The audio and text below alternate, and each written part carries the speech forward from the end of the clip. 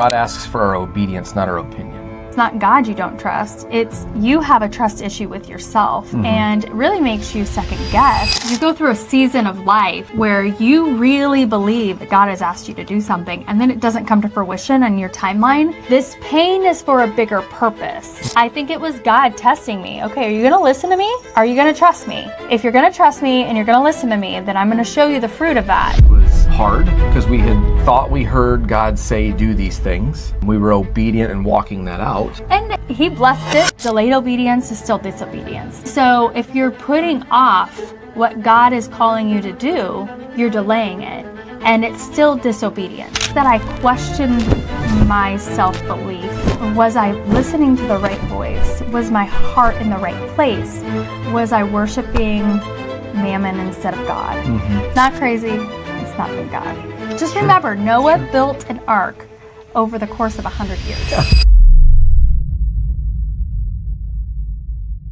Well, welcome back to another episode of Crazy Unbelievable Faith. I am your co-host, Brian Owen, one of your co-hosts, and this is my wife, Kersha Owen. Hi. How are you doing today, babe? Good. How are you? Good. You're looking pretty fancy over there, it's babe. a beautiful day. I know. I got the sophisticated glasses on today, so I look more important than I really am, so that's fine. But I want to thank you guys for those that are tuned in and watching, for jumping in and being part of the community.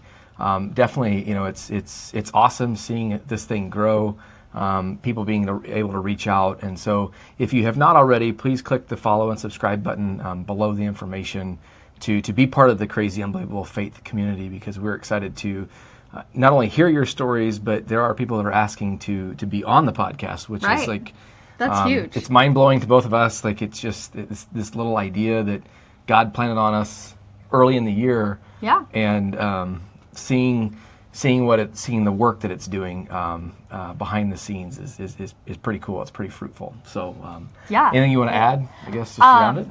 I mean, yesterday a lady was talking about she was asking what our podcast was, and I was just telling her that it's just a platform where we can share crazy God stories. And sometimes you're not. You go through a season of life where you really believe that God has asked you to do something, and then it doesn't come to fruition on your timeline.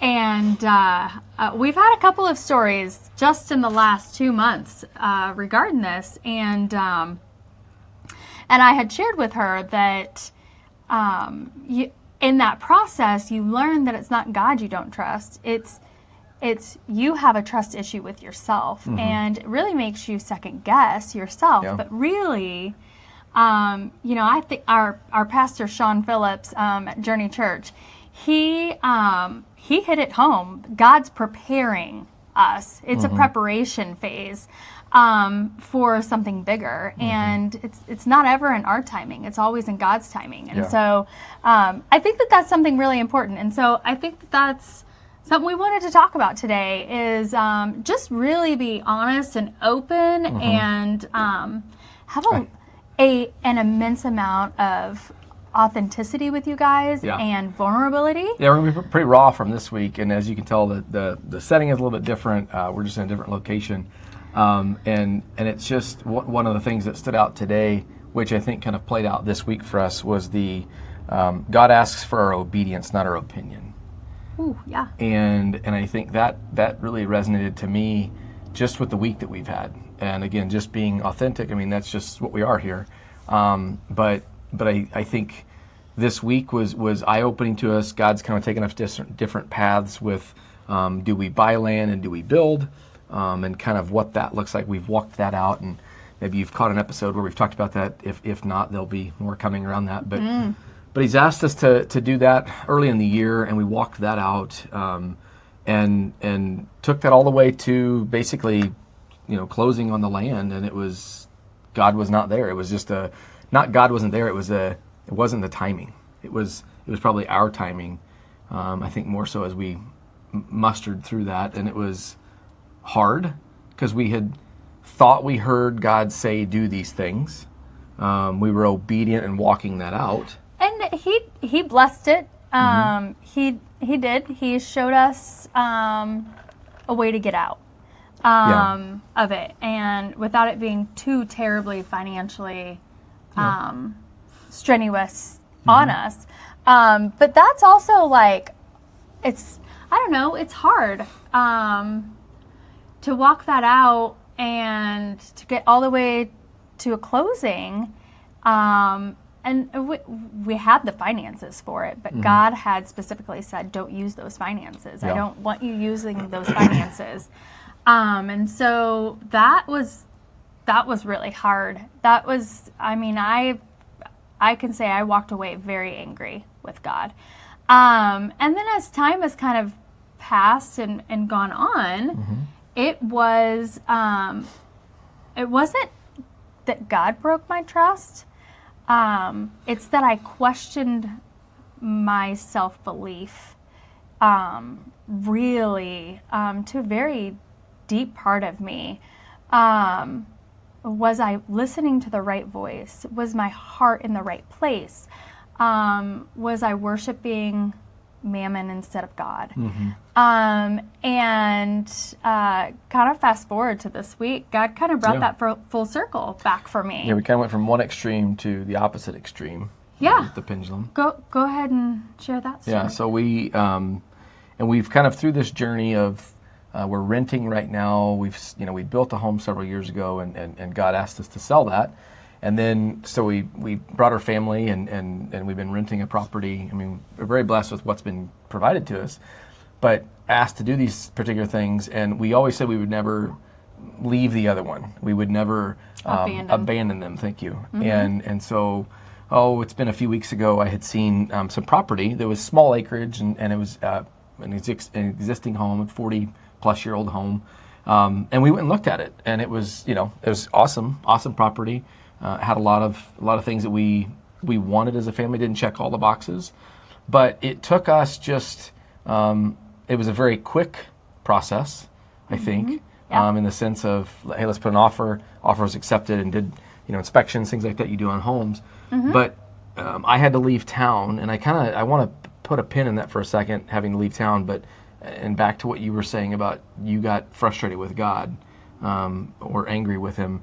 And I think there's a difference in how the difference in men and women deal with certain things. Men compartmentalize a lot of stuff, and the day we had to go to closing and we didn't close on it, you took the day and really you were frustrated, you were angry with God. I mean, just for lack of better words. I was emotional. Yeah. Yeah. And initially I was angry with Him. Yeah. I felt abandoned and neglected and forsaken in that process. And I had things for my job. It was like we left that, and I just had to go take care of. And it was, so I had to quickly adjust in my mind. Okay, there's this piece, but I still have to function and put eyes on other people during the day. So I think we can come back and unpack that some more, maybe a little bit. But I wanted to go back to that before I went into the other side of the story. Go back to your pin-in. Yeah. So we had. Had inspections, all that, and it was a very quick. I had been out of town, and it just felt rushed. And we were on two opposite sides of the page. And I had always asked God, I wanted His will to be done, not our emotions getting into it. Not, I want to do this just because we want more space, we want the land, we want that. And so we had asked, I had asked specifically God to, just allow it to be His will. And I think through that, and the rushing of, okay, inspections are here, we have to, if we're moving forward, we got to do this. And there was some things that, we were red flags to us. And we had both spoke and asked about, okay, God, if this is not for us, that there would be flags. And we took that as, we had both heard that, and here I am traveling back home. And when we finally got back home, we had about 6-8 hours or so until we had to turn in, are we doing this or are we not? And it seemed very rushed. But at the same juncture, it gave us time to sit down and really, the transparency of you saying, I think it's a great place. It's a place we could raise our family, but the pros and cons, they weren't equaling out. One was the cons were weighing over the pros. And I think it took you kind of in my stubbornness, in my naiveness of it'll just, hearing God say, well, let's just walk this out, but really stopping and saying, well, what does that mean? And our pastors also talked about red lights, yellow lights, and green lights, and sometimes people just blow through things. And so when we both sat down and talked about it, and you said, there was red lights we'd asked for, and we had seen several red lights. Well, and I think too, let's just talk about what red lights like to you meant. Was she willing to fix? Was the seller willing to fix the major red flags on the inspection report? That was his, he was thinking when I asked for a red light, it was she won't be willing to fix the things. And when I asked for red lights of, okay, God, if this is not the property for us, you'll give us red lights. It was things on the inspection report. And that's just, our perspective was very different. And so the conversation that it allowed us to have was just very eye-opening, very deep, very perspective-based of this is the perspective I'm coming from, this is the perspective he was coming from. And it really allowed us to see that we were weathering the storm together, but we weren't hand in hand in the storm. We were on opposite sides of the storm. And we're moving in the same direction and in the same path, but his perspective and my perspective were very different because we were at different points rather than hand in hand together. And that was really important to us to see, oh wow, gosh, we are not hand in hand. And we had a couple of people at church kind of knew our story and they were helping us say, you guys are on the same page. And we were like, oh yeah, no, we are. We're talking about it all. We're doing it all. And so God had to physically show us that we were not on the same page. And in some senses we were, but in the most important senses we weren't. And in ways in which I thought I was listening to him, I wasn't really. And I would say in ways that you thought you were listening to me, you weren't really. Yeah. You were reading between the lines. Yeah. Instead of hearing what I was saying, and vice versa. And I think emotion comes into it. We ask for, allow this to be your will and not my own doing. We ask those things, but sometimes again, it's easy to say. It's difficult to walk it out.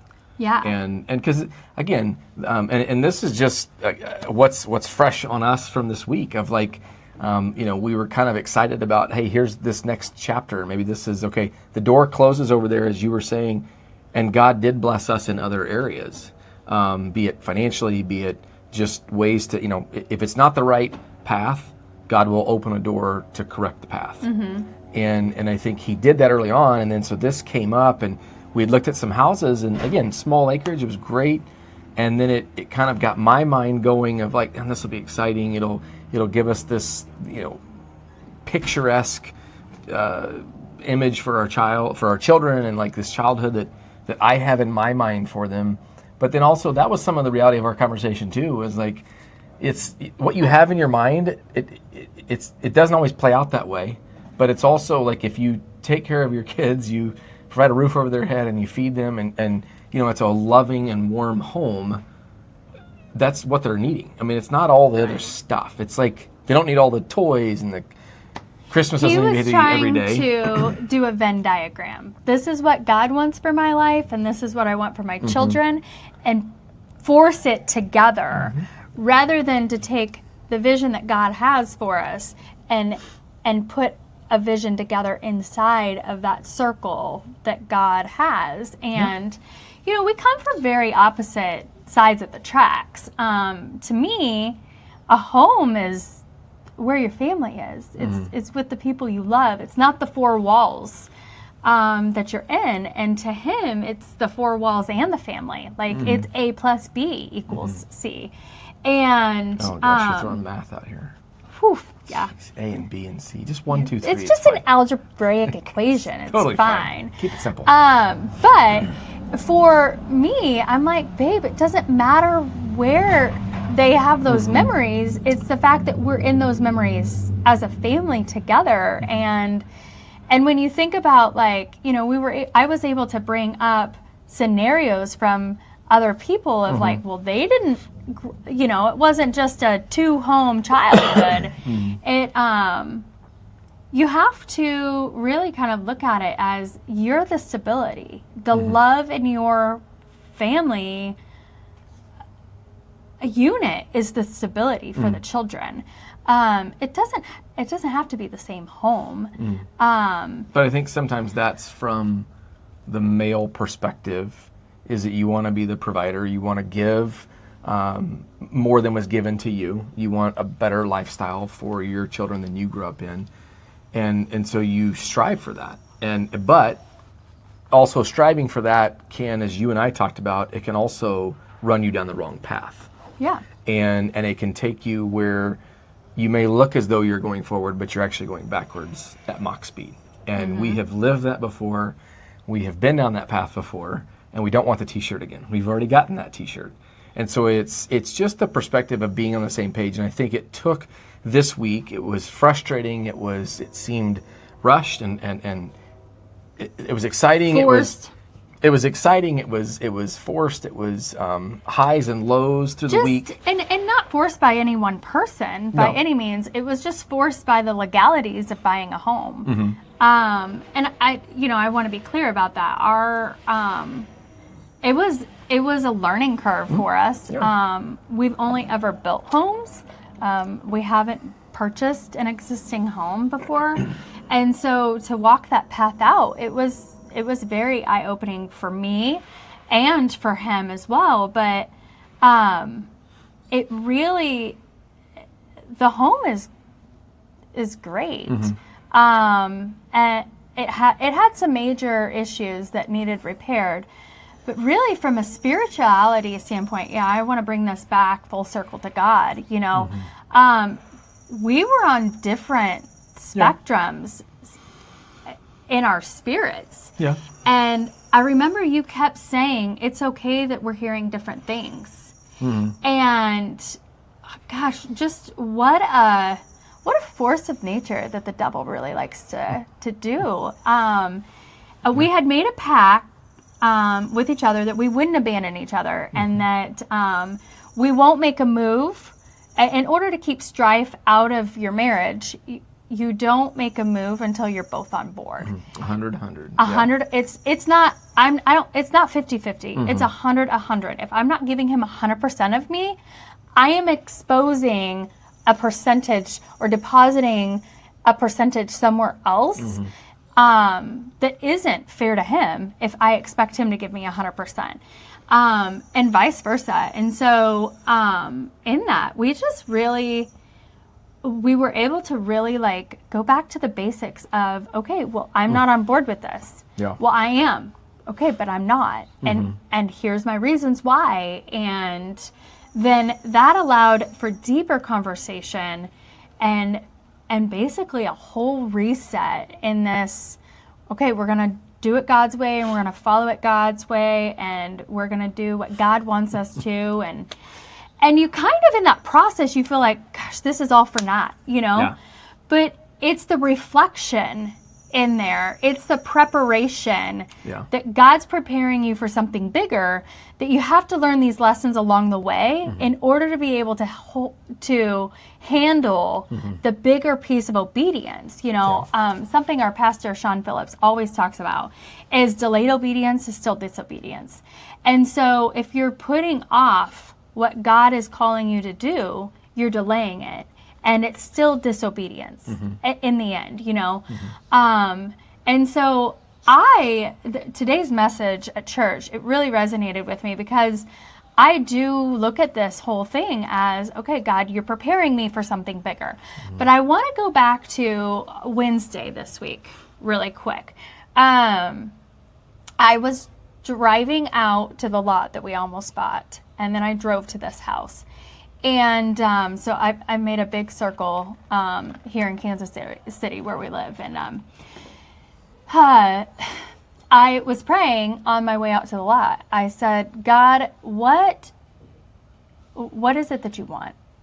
You gotta talk to me. I'll do what you want. Just tell me what it is that you want. And he had shared with me that I was too expectant of him. And I was like, well, what do you mean by that?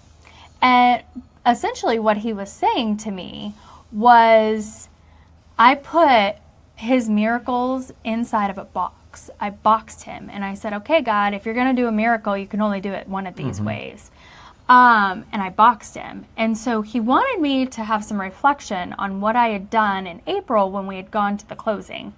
And then as I drove out to the house, my stomach started to hurt. And as I got closer to that house, it was the pinnacle of my pain as I drove by that house. And then it released as I left that neighborhood, which was just God really speaking to me of, this isn't what I have for you either. Sure it wasn't indigestion?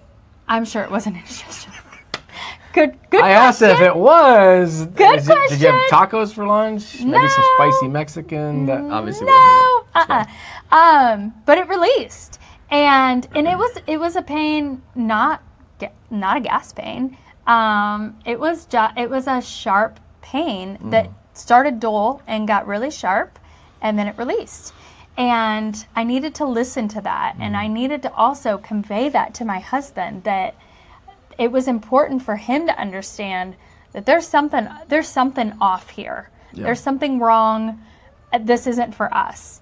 And I had heard, this isn't your house, at the time of inspection. So on Tuesday, as I showed up to that inspection, I heard, this is not your house. And I think it was God testing me. Okay, are you going to listen to me? Are you going to trust me? And if you're going to trust me and you're going to listen to me, then I'm going to show you the fruit of that. And the fruit wasn't the ability to walk away from that house or to have a house. That wasn't the fruit. Like, let's not miss the marital reset that experience gave us in a hard lesson. Miracles happen in hardships. And that was our blessing, was to be able to come full circle back to, hey, this is what we're doing. Miracles happen in hardship. That's a good one. And I want to go back. You a word that you were using in preparation. Yeah. I think a lot of people, and I'm guilty of this too, is that a lot of people will, well, I'm ready for that. I'm excited for this. I'm ready for it. I'll handle it when it comes. And are you truly prepared? And I think that was, 10 years ago, 5 years ago, even if we had had a conversation like this, I would have been frustrated and probably flew off the handle to some degree, and we would have had this strife between us. But I think in those years of preparation where God's been working on both of us, it's like, okay, you can handle sitting and listening. I mean, not that it's easy to hear, because it's when you want something one direction and it ends up going a different way, it still can be frustrating. But being prepared to handle that conversation, to handle those things that come at couples, because it's Satan's trying to find any foothold, any small little crack he can come in through, whatever that looks like. And I think that's where people will sometimes crumble, because they have not truly prepared themselves for what is going to come at them. Right. And I don't think people think about the preparation phase, that chasm that you have to go through. You're walking along, you fall into a crack. You don't come out of it the same way. You've tripped, you've fallen, not to wish any bad deed on anything, but you learn something inside that crack, right? And so it's really important that when you're in there and you're feeling that you're able to understand this pain is for a bigger purpose. And I think that is the most important piece that I, after the closing of the lot where we ended up walking away, it was like, guys, I'm talking thousands of dollars to get out of this. it was painful, just mentally, emotionally, physically, but also financially. And it's okay. God took care of it. He took care of it. It's fine. But it took me about 3 days to really come to the grips with, okay, I got it wrong. Mm-hmm. Everybody gets it wrong. And we need to talk about getting it wrong. And we need to normalize that you're going to get it wrong. And that's okay. That's where you learn where your gaps are, your foundational cracks are inside of you that need filled, and then you can hand that piece over to God for God to fill that. That is the piece that is so important in that preparation stage so that you can handle the blessing when it comes. Mm-hmm. Yeah. No. It's been a crazy week. It's been... But we're in it together. Challenging. We are in it together. And I think that the cool part is that it's, again, where this podcast is built, your book is built around crazy, unbelievable faith. I have always asked, can I just get the easy button, the easy downhill coasting? And I know that's not going to happen. Well, Jesus didn't get it. That is correct. But I think it's just one of those components that, we're here hoping that our stories hopefully can just impact someone. Yeah. They can give someone hope. They can give someone encouragement of, gosh, you know what? I'm not so crazy. Or, no, we are having this. Hey, listen to this thing right here. And keeping these things short so that you can send them to friends, you can send them to family members and say, okay, I'm not totally losing my mind, because we have felt as though we've been losing our mind. And thankfully, there are other podcasts out there. There's other things that we've been able to plug into, other people in our community to be able to use support and glean from them, from their expertise. If it's not crazy, it's not from God. Just remember, Noah built an ark over the course of 100 years. Yeah. If he can do that, you can do something very minor. And people immensely thought he was crazy because it was a desert. It was dry. It was right. It had no rain. It had no rain. And yes, and I always but the rain came. I always think of Bruce Almighty when I think of the Noah's Ark being built, the movie Bruce Almighty. But that's for another day. So, anything else you want to add in closing here? No. Just keep going. Yeah. Do some reflection. Spend some time with God. Yeah. God will give you the lesson. If you don't get it the first time, he'll keep giving it to you until you understand it, or he'll speak it out. And you said it. If it's not crazy, it's not from God. Right. On that note, thank you for joining another episode of Crazy Unbelievable Faith. If you have not already, click the subscribe button below, the show notes, information like that. If you want additional information to our website, or if you'd like to be a guest on our podcast, you can click the show notes below and get information for that. Thank you again for joining. Love y'all.